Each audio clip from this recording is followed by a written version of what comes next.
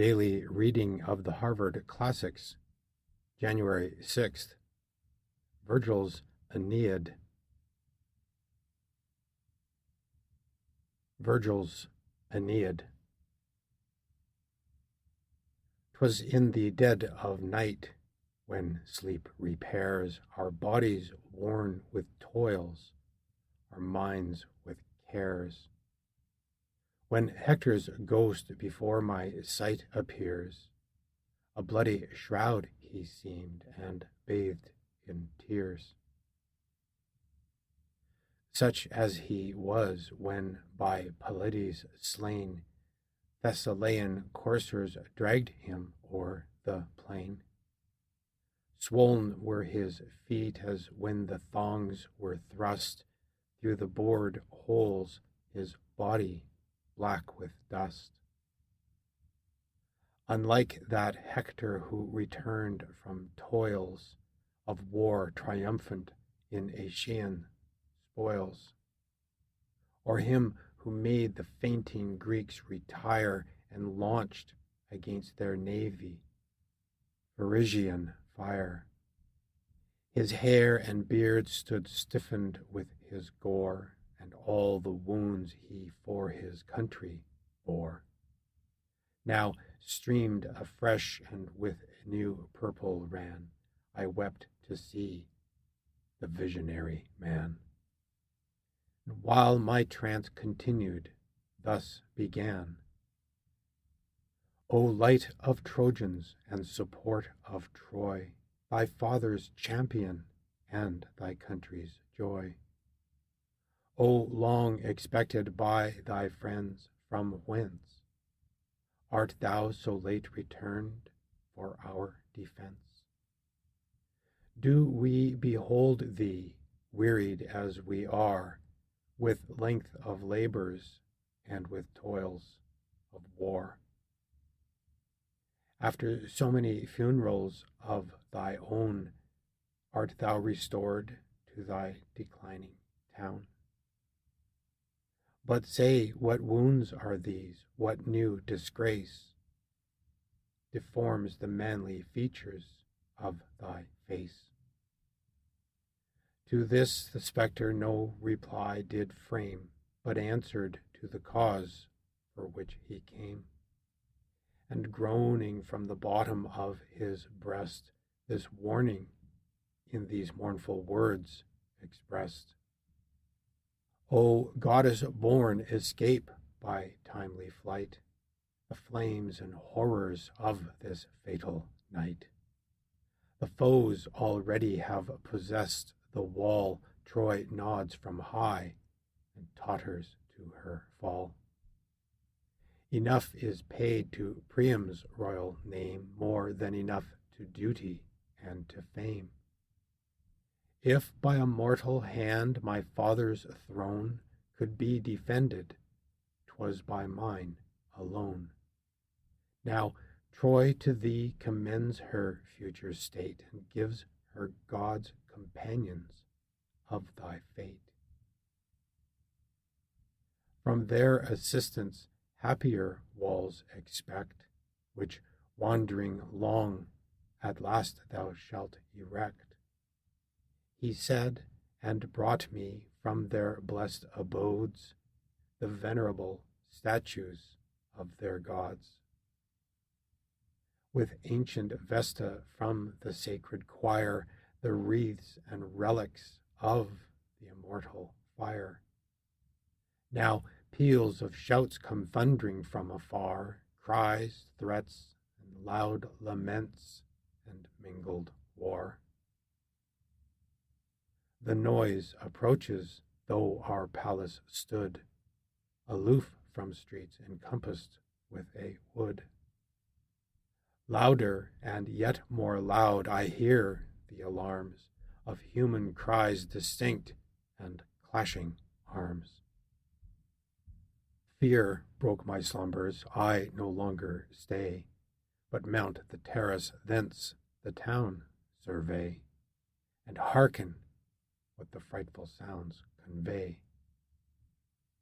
Thus, when a flood of fire by wind is borne, crackling it rolls and mows the standing corn, or deluges, descending on the plains, sweep o'er the yellow year, destroy the pains of laboring oxen and the peasant's gains. Unroot the forest oaks and bear away flocks, folds, and trees, and undistinguished prey. The shepherd climbs the cliff and sees from far the wasteful ravage of the watery war. Then Hector's faith was manifestly cleared, and Grecian frauds in open light appeared.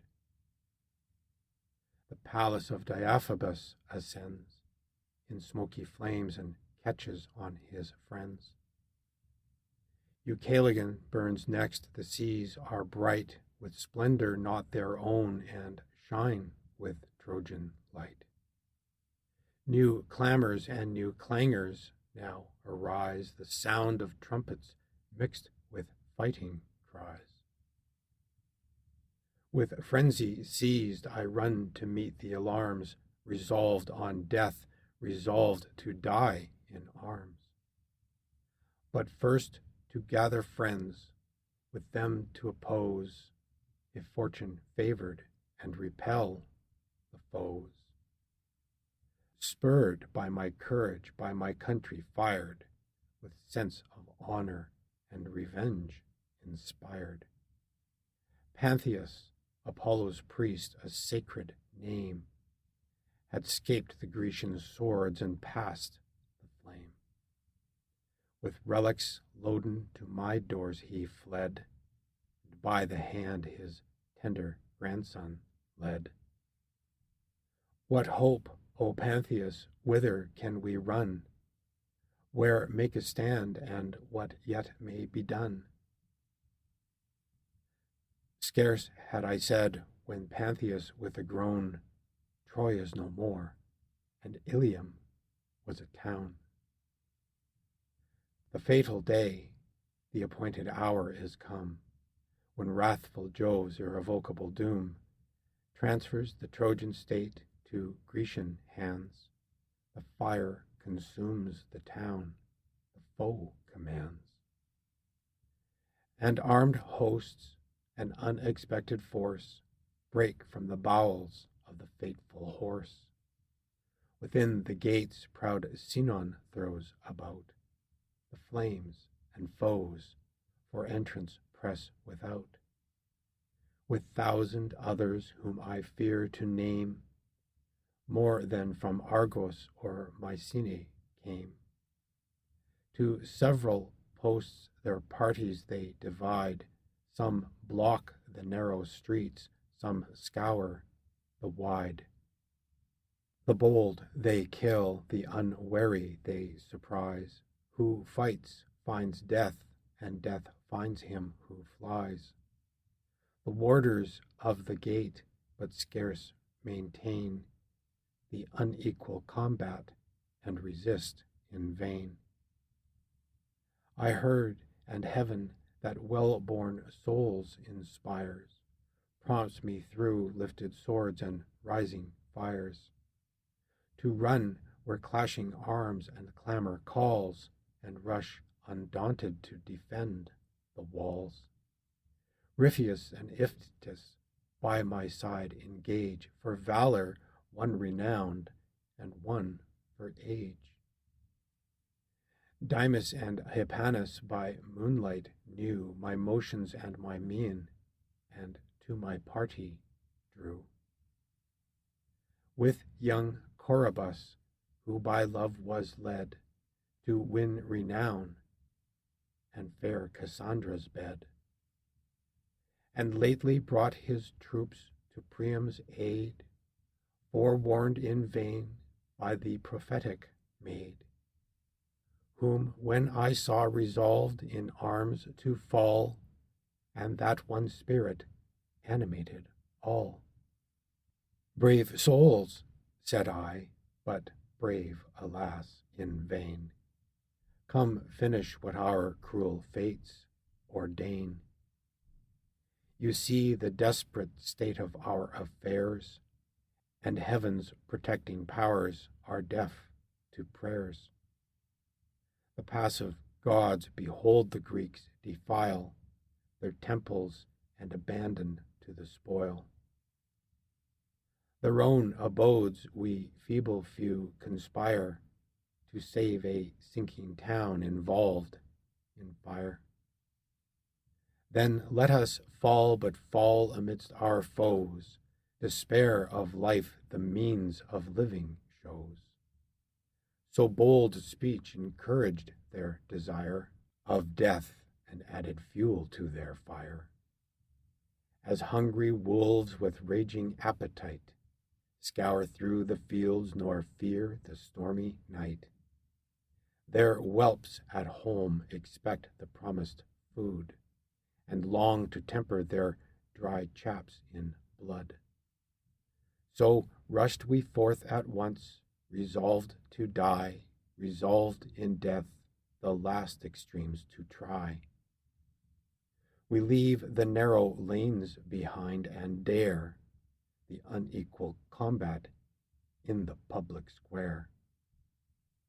Night was our friend, our leader was despair. What tongue can tell the slaughter of that night? What eyes can weep the sorrows and affright?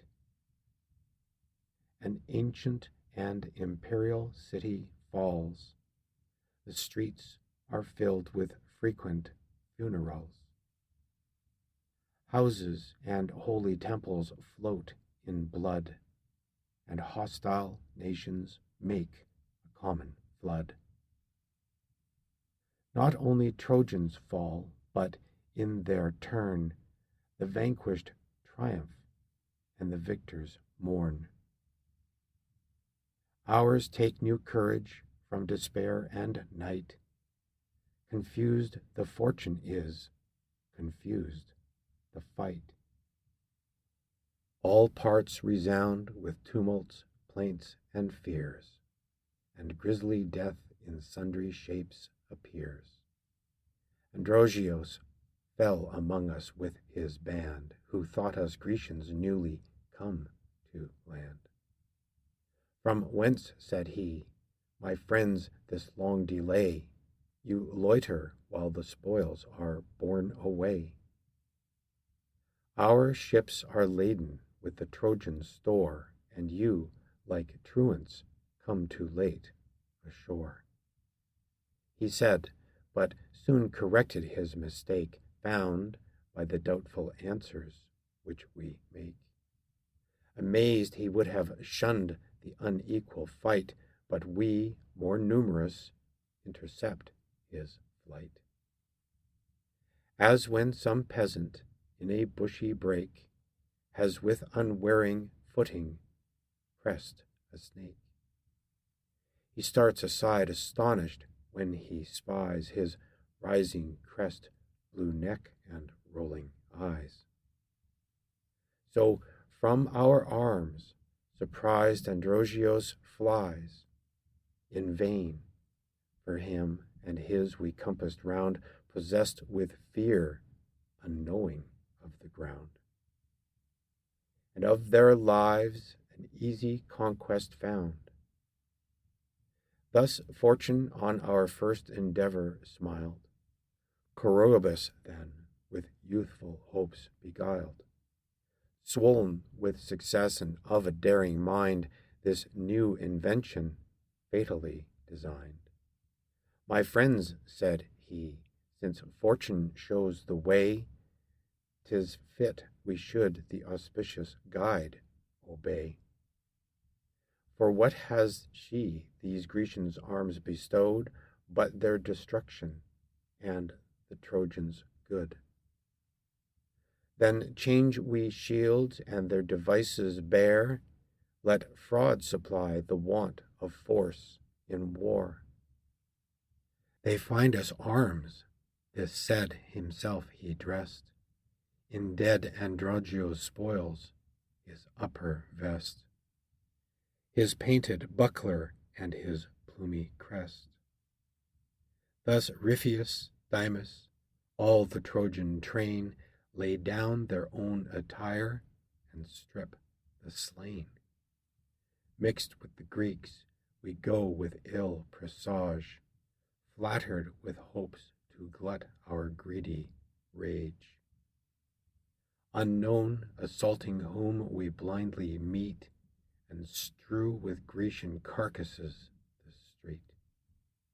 Thus while their straggling parties we defeat, some to the shore and safer ships retreat. And some, oppressed with more ignoble fear, remount the hollow horse and pant in secret there. But what use of valor can be made when heaven's propitious powers refuse their aid? Behold, the royal prophetess, the fair Cassandra, dragged by her disheveled hair, whom not Minerva's shrine nor sacred bands in safety could protect from sacrilegious hands. On heaven she cast her eyes, she sighed, she cried. 'Twas all she could, her tender arms were tied. So sad a sight Coroebus could not bear, but fired with rage, distracted with despair, amid the barbarous ravishers he flew. Our leader's rash example we pursue. But storms of stones from the proud temple's height poured down, and on our battered helms alight. We from our friends received this fatal blow, who thought us Grecians, as we'd seemed in show. They aim at the mistaken crests from high, and ours beneath the ponderous ruins lie. Then, moved with anger and disdain to see their troops dispersed, the royal virgin free, the Grecians rally, and their powers unite, with fury charge us and renew the fight. The brother kings with Ajax join their force, and the whole squadron of Thessalian horse. Thus when the rival winds their quarrel try, contending for the kingdom of the sky, south, east, and west on airy coursers borne, the whirlwind gathers and the woods are torn. Then Nereus strikes the deep, the billows rise, and mixed with ooze and sand pollute the skies. The troops we squandered first again appear from several quarters and enclose the rear. They first observe and to the rest betray our different speech, our borrowed arms survey. Oppressed with odds we fall, Coroebus first, at Pallas' altar by Peneleus pierced. Then Ripheus followed in the unequal fight, just of his word, observant of the right. Heaven thought not so, Dymas their fate attends, with Hipponus mistaken by their friends, nor Pantheus thee, thy mitre, nor the bands of awful Phoebus saved from imperious hands. Ye Trojan flames, your testimony bear what I performed and what I suffered there. No sword avoiding in the fatal strife, exposed to death and prodigal of life. Witness, ye heavens, I live not by my fault. I strove to have deserved the death I sought. But when I could not fight and would have died, borne off to distance by the growing tide, old Iphitus and I were hurried thence, with Peleus wounded and without defense. New clamors from the invested palace ring. We run to die or disengage the king. So hot the assault, so high the tumult rose, while ours defend and while the Greeks oppose. As all the Dardan and Argolic race had been contracted in that narrow space, or as all Ilium else were void of fear, and tumult, war, and slaughter only there. Their targets in a tortoise cast the foes, secure advancing to the turrets rose. Some mount the scaling ladders, some more bold, swerve upwards and by posts and pillars hold. Their left hand grips their bucklers in the ascent, while with their right they seize the battlement. From their demolished towers the Trojans throw huge heaps of stones that falling crush the foe, and heavy beams and rafters from the sides, such arms their last necessity provides. And gilded roofs come tumbling from on high, the marks of state and ancient royalty. The guards below, fixed in the pass, attend, the charge undaunted, and the gate defend. Renewed in courage, with recovered breath, a second time we ran to tempt our death. To clear the palace from the flow succeed the weary living and revenge the dead. A postern door yet unobserved and free, joined by the length of a blind gallery, to the king's closet led, a way well known to Hector's wife, while Priam held the throne, through which she brought Astyanax unseen, to cheer his grandsire and his grandsire's queen. Through this we pass, and mount the tower from whence, with unavailing arms, the Trojans make defense. From this the trembling king had oft descried the Grecian camp, and saw their navy ride. Beams from its lofty height with swords we hew, then wrenching with our hands the assault renew. And where the rafters on the columns meet, we push them headlong with our arms and feet. The lightning flies not swifter than the fall, nor thunder louder than the ruined wall.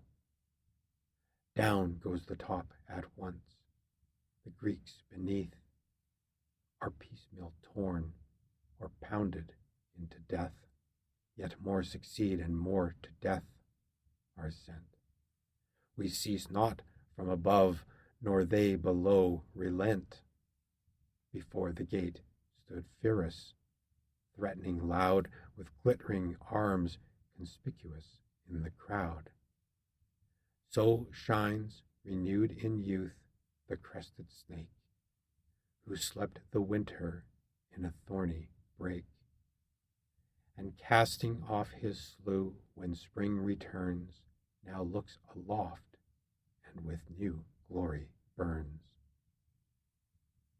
Restored with poisonous herbs, his ardent sides reflect the sun, and raised on spires he rides. High o'er the grass, hissing, he rolls along, and brandishes by fits his forky tongue. Proud Periphas and fierce Automedon, his father's charioteer, together run.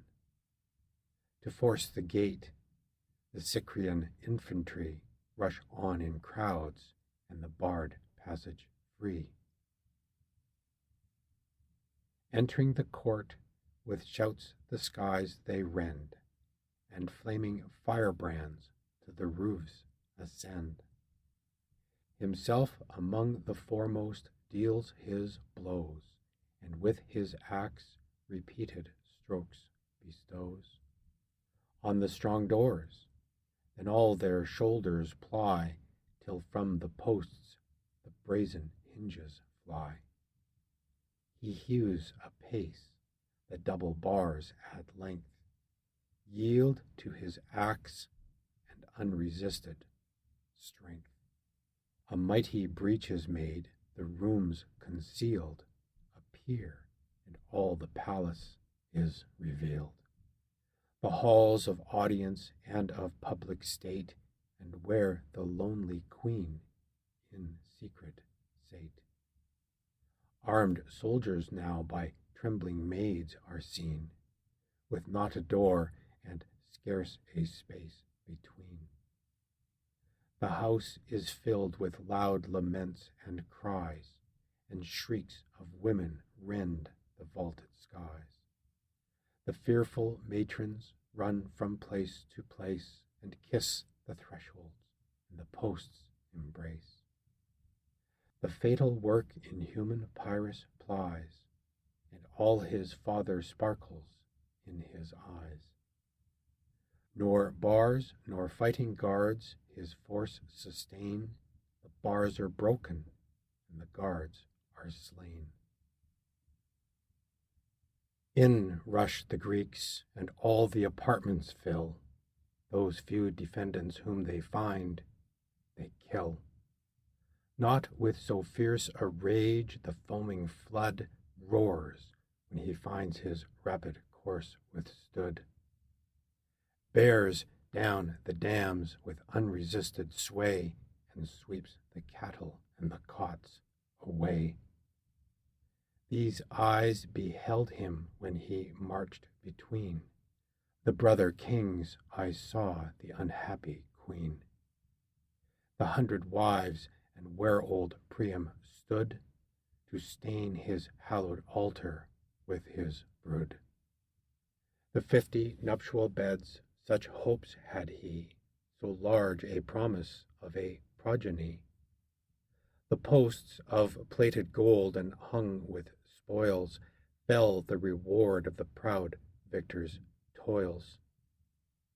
Where'er the raging fire had left a space, the Grecians enter and possess the place.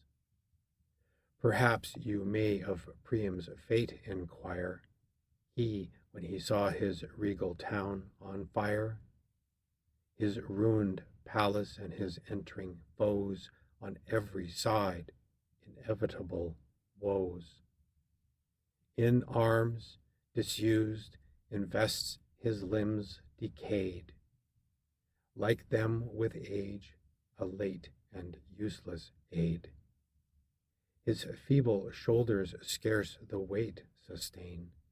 Loaded, not armed, he creeps along with pain. Despairing of success, ambitious to be slain. Uncovered, but by heaven, there stood in view an altar. Near the hearth a laurel grew, dotted with age, whose boughs encompass round the household gods and shade the holy ground. Here Hecuba, with all her helpless train of dames, for shelter sought, but sought in vain. Driven like a flock of doves along the sky, their images they hug, and to their altars fly. The queen, when she beheld her trembling lord, and hanging by his side a heavy sword, "What rage," she cried, "has seized my husband's mind? What arms are these, and to what use designed? These times want other aids. Were Hector here, even Hector now in vain like Priam would appear. With us one common shelter thou shalt find, or in one common fate with us be joined." She said, and with a last salute embraced the poor old man, and by the laurel placed. Behold, Polites, one of Priam's sons, pursued by Pyrrhus, there for safety runs.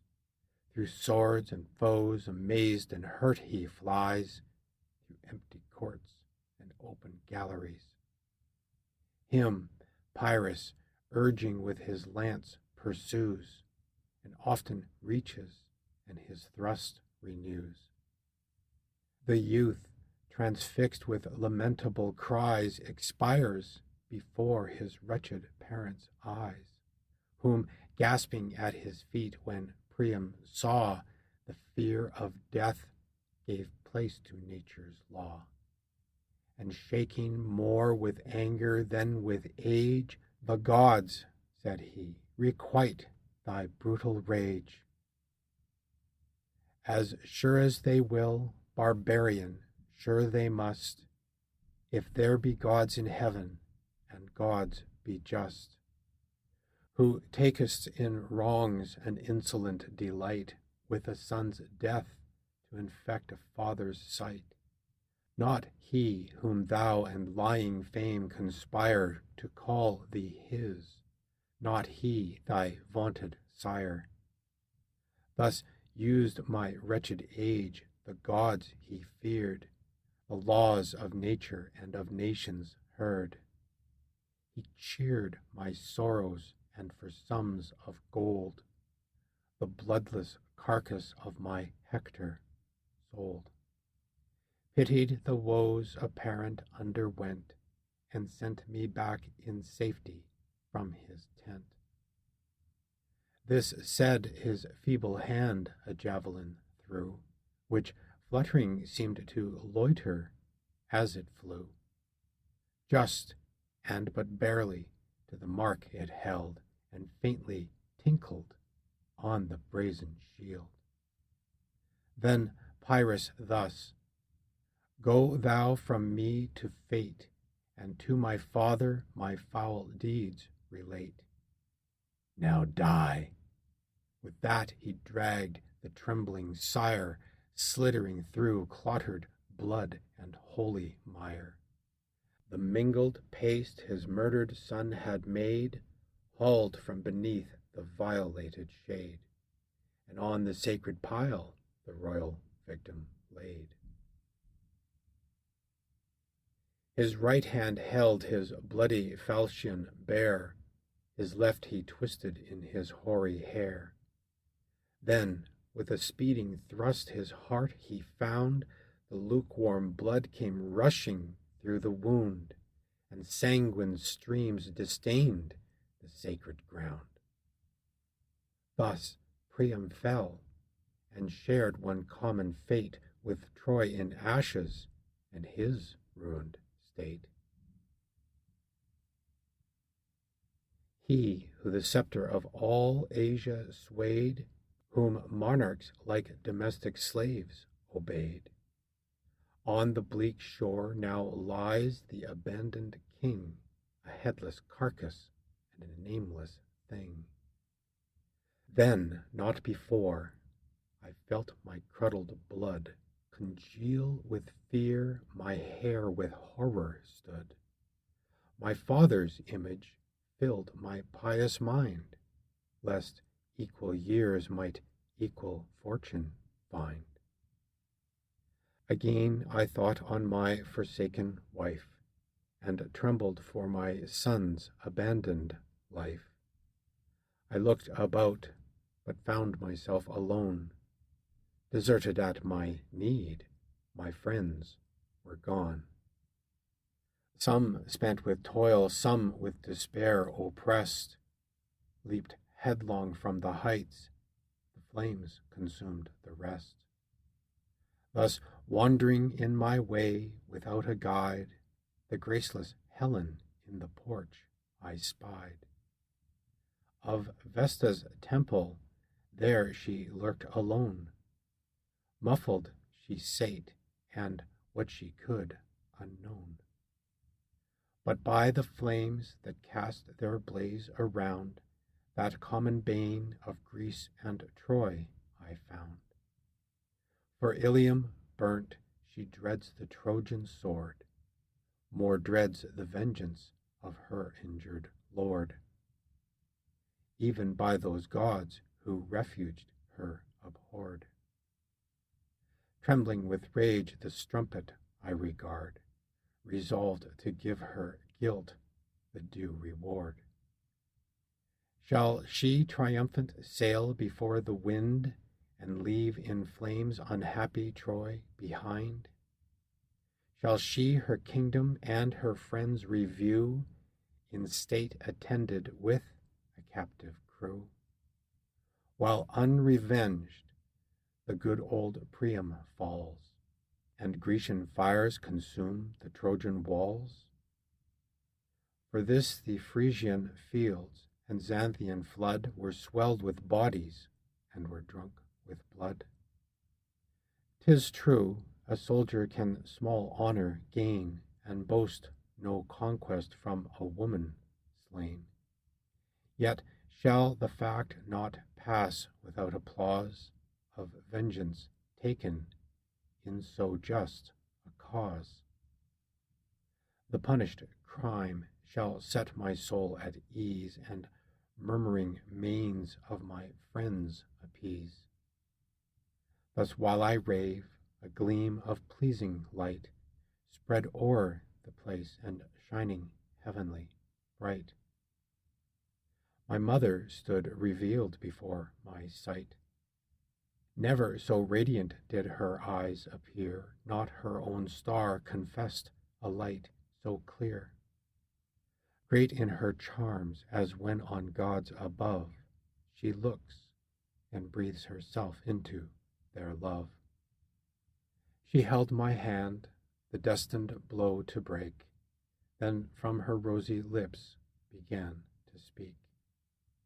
My son, from whence this madness, this neglect of my commands and those whom I protect? Why this unmanly rage recall to mind, whom you forsake, what pledges leave behind? Look if your helpless father yet survive, or if Ascanius or Croetia live. Around your house the greedy Grecians err, and these had perished in the nightly war, but for my presence and protecting care. Not Helen's face, nor Paris was in fault, but by the gods this destruction brought. Now cast your eyes around while I dissolve the mists and films that mortal eyes involve. Purge from your sight the dross, and make you see the shape of each avenging deity. Enlightened thus, my just commands fulfill, nor fear obedience to your mother's will. Where yon disordered heap of ruin lies, stones rent from stones where clouds of dust rise, amid that smother Neptune holds his place. Below the wall's foundation drives his mace, and heaves the building from the solid base. Look where in arms imperial Juno stands, full in the Scaean gate, with loud commands, urging on shore the tardy Grecian bands. See, Pallas of her snaky buckler proud bestrides the tower, refulgent through the cloud. See, Jove new courage to the foe supplies, and arms against the town the partial deities. Haste hence, my son, this fruitless labor end. Haste where your trembling spouse and sire attend. Haste, and a mother's care your passage shall befriend. She said, and swiftly vanished from my sight, obscure in clouds and gloomy shades of night.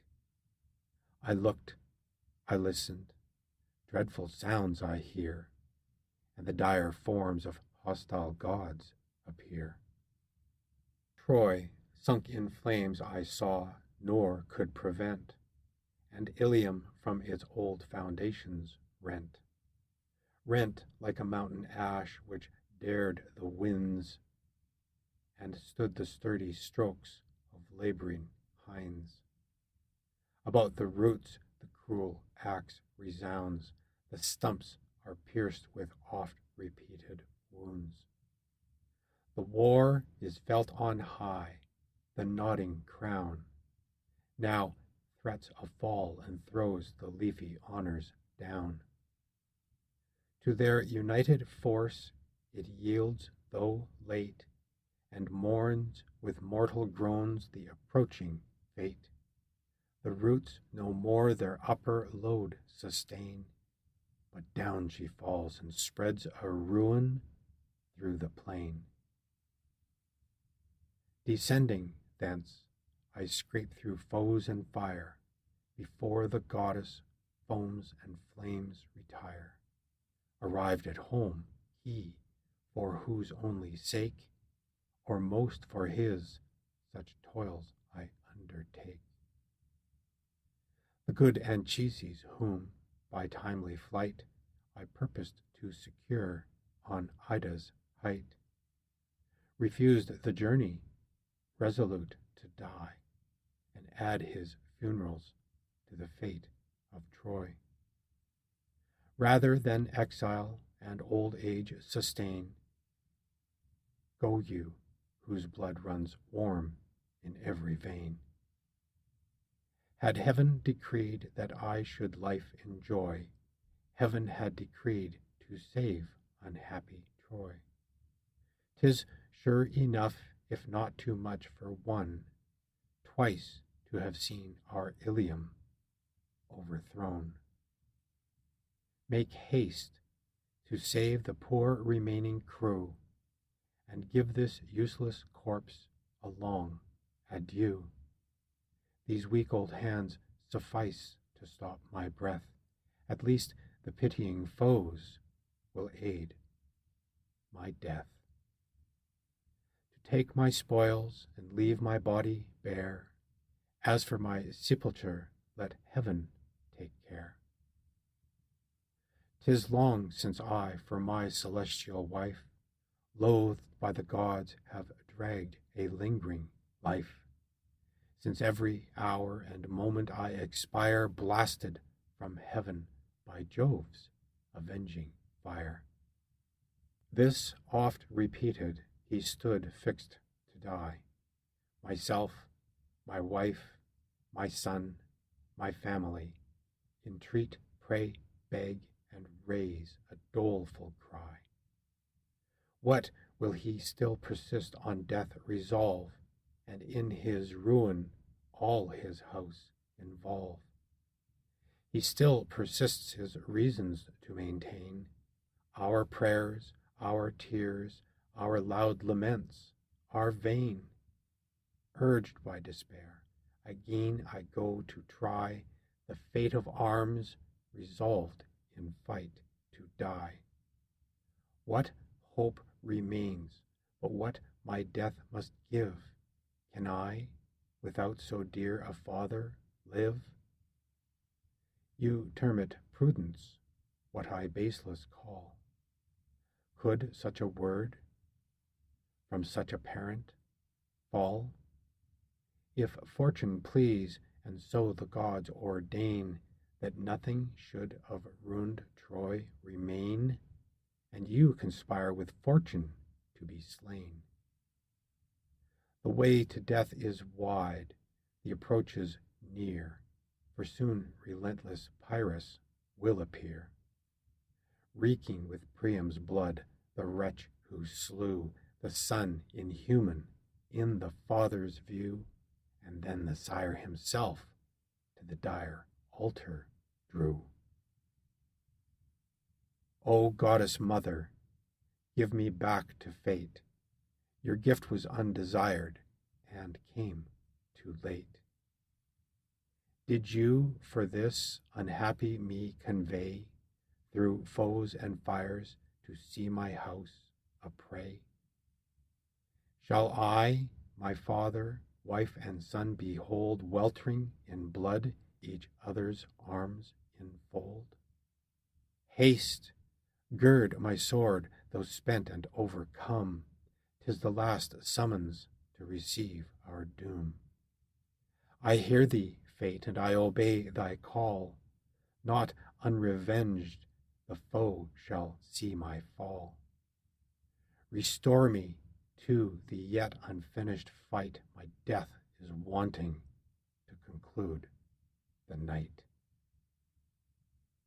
Armed once again, my glittering sword I wield, while the other hand sustains my weighty shield, and forth I rush to seek the abandoned field.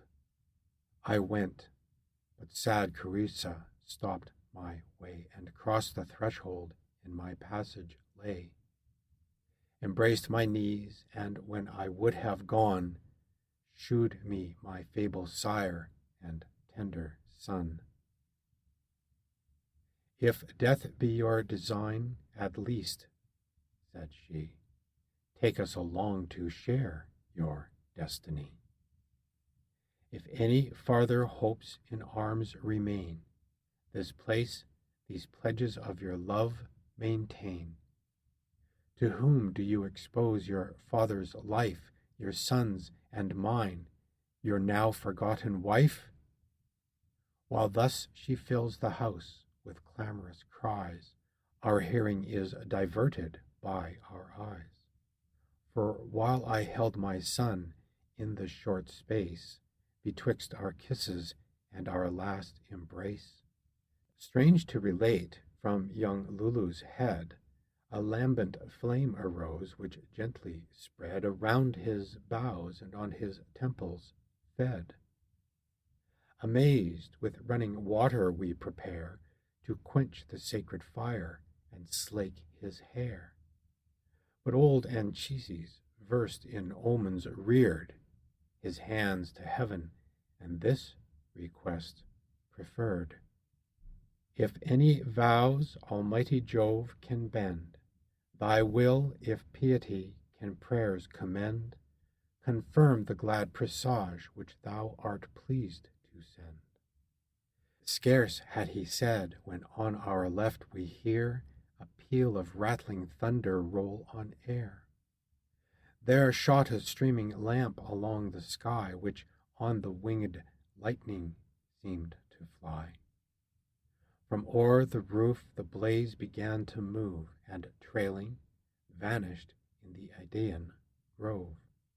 It swept a path in heaven, and shone a guide, then in a steaming stench of sulphur died. The good old man with suppliant hands implored the gods' protection, and their star adored. Now, now, said he, my son, no more delay. I yield, I follow where heaven shews the way.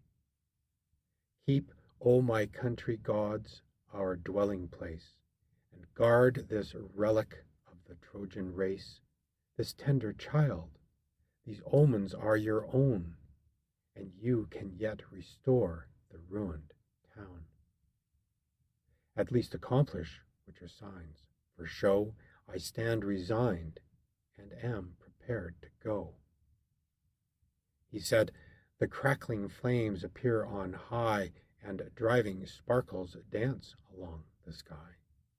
With Vulcan's rage the rising winds conspire, and near our palace roll the flood of fire.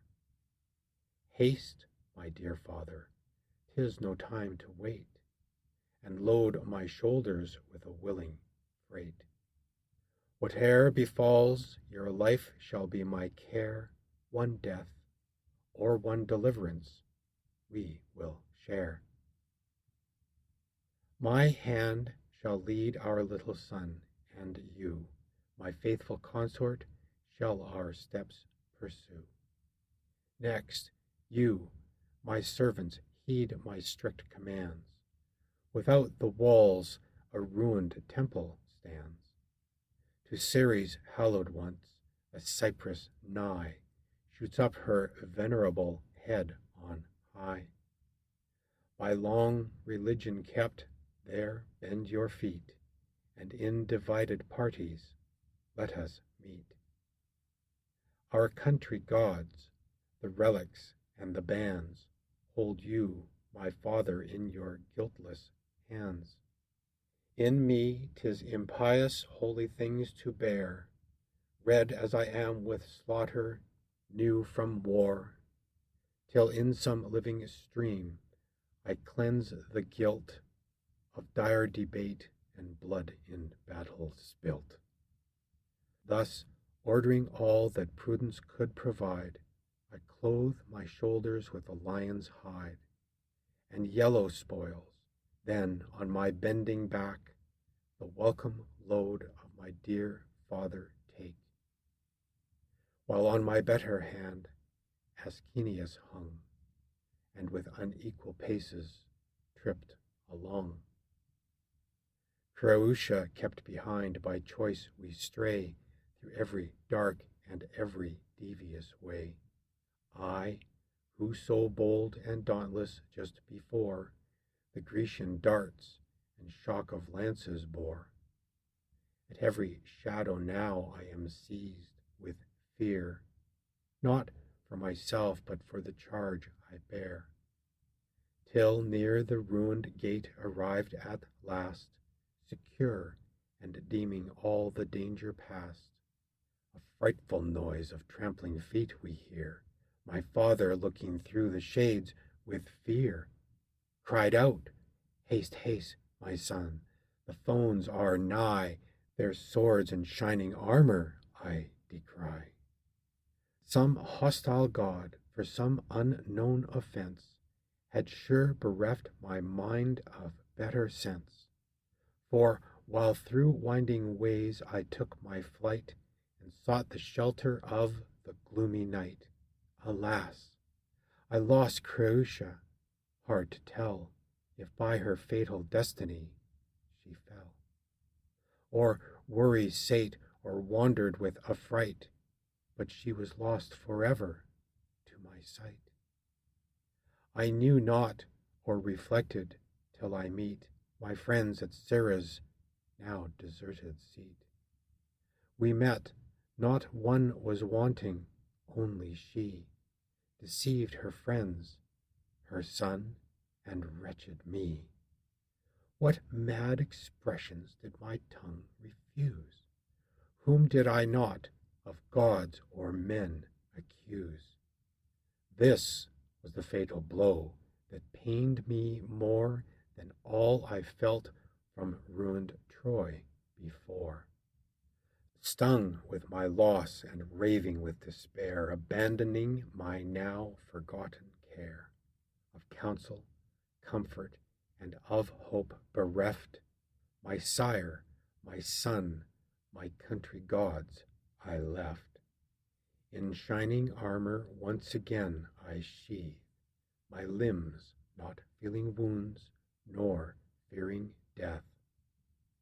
Then headlong to the burning walls I run, and seek the danger I was forced to shun. I tread my former tracks, through night explore, each passage, every street I crossed before. All things were full of horror and affright, and dreadful even the silence of the night. Then to my father's house I make repair, with some small glimpse of hope to find her there. Instead of her, the cruel Greeks I met, the house was filled with foes, with flames beset. Driven on the wings of winds, whole sheets of fire, through air transported to the roofs aspire. From thence to Priam's palace I resort, and search the citadel and desert court. Then, unobserved, I pass by Juno's church. A guard of Grecians had possessed the porch. There Phoenix and Ulysses watch the prey, and thither all the wealth of Troy convey, the spoils which they from ransacked houses brought, and golden bowls from burning altars caught, the tables of the gods, the purple vests, the people's treasure, and the pomp of priests, a rank of wretched youths with pinioned hands, and captive matrons in long order stands. Then with ungoverned madness I proclaim through all the silent street Creüsa's name. Creüsa still I call, at length she hears, and sudden through the shades of night appears no more Creüsa nor my wife, but a pale spectre, larger than the life. Aghast, astonished, and struck dumb with fear, I stood, like bristles rose my stiffened hair. Then thus the ghost began to soothe my grief. Nor tears, nor cries can give the dead relief. Desist, my much-loved Lord, to indulge your pain. You bear no more than what the gods ordain. My fates permit me not from hence to fly, nor he, the great controller of the sky. Long wandering ways for you the powers decree, on land hard labors and a length of sea. Then, after many painful years are past, on Latium's happy shore you shall be cast, where gentle Tiber from his bed beholds the flowery meadows and the feeding folds. There end your toils, and there your fates provide a quiet kingdom and a royal bride. There fortune shall the Trojan line restore, and you for lost Creüsa weep no more. Fear not that I shall watch with servile shame the imperious looks of some proud Grecian dame, or, stooping to the victor's lust, disgrace my goddess mother or my royal race. And now, farewell. The parent of the gods restrains my fleeting soul in her abodes. I trust our common issue to your care, she said, and gliding past unseen in air, I strove to speak, but horror tied my tongue, and thrice about her neck my arms I flung, and thrice deceived on vain embraces hung. Light as an empty dream at break of day, or as a blast of wind, she rushed away. Thus, having passed the night in fruitless pain, I to my longing friends return again, amazed the augmented number to behold, of men and matrons mixed, of young and old.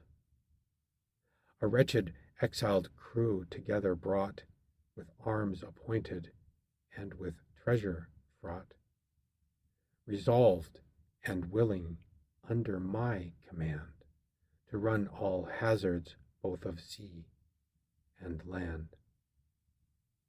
The morn began from Ida to display her rosy cheeks, and phosphor led the day. Before the gates the Grecians took their post, and all pretense of late relief was lost. I yield to fate, unwillingly retire, and, loaded, up the hill convey my sire. End of daily reading of the Harvard Classics, January 6th, Virgil's Aeneid.